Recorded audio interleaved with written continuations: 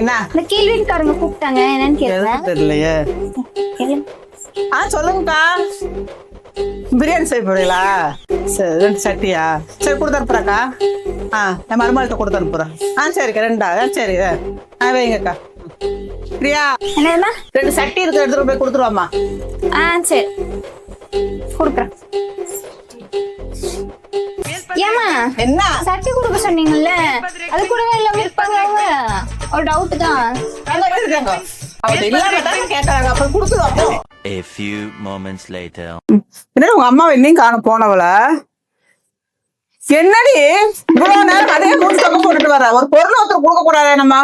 இன்னொரு வாட்டி என்ன கீழ் வீட்டுக்கு அது கொடுக்கப்போ இது கொடுக்கப்போ அது வாங்கப்போ சொன்னீங்கன்னு வைங்க, இனிமே அந்த மட்டும் நான் போவே மாட்டேன். ஏன் ஏடி சட்டி தாண்டி கேட்டாங்க? என்ன நினைச்சிட்டு இருக்காங்க உங்க மனசுல? கேட்டது இதுவா அதுவான்னு கேட்டதுக்கு மூஞ்சல் தூக்கி வீசுறாங்கன்னா என்ன நீ மருமக குடியில எப்படி உங்க மாமியார் போட்டுவாங்கன்னு கேக்குறாங்க. அப்படியே கேட்டாங்க. அது நம்ம கேட்டுட்டு வர அப்படி என்ன தராங்க? நம்ம சட்டி எங்க? இது ரெண்டுல என்ன வேணும்னு தான் கேட்டேன். நான் அப்படியே ஷாக் ஆயிட்டேன். ஏண்டி பிரியாணி வைக்க சட்டி கேட்டேன், ஜட்டியை கொண்டு போய் கொடுக்குற சட்டி தானே சொன்னேன்.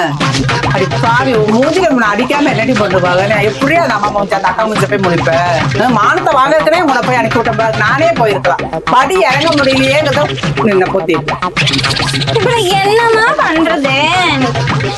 கோமா வருது வரும். இப்படி ஒண்ணும் பண்ண இந்த அலைய போட்டுட்டு போ. போடி போக்கத்தவள என்னதான்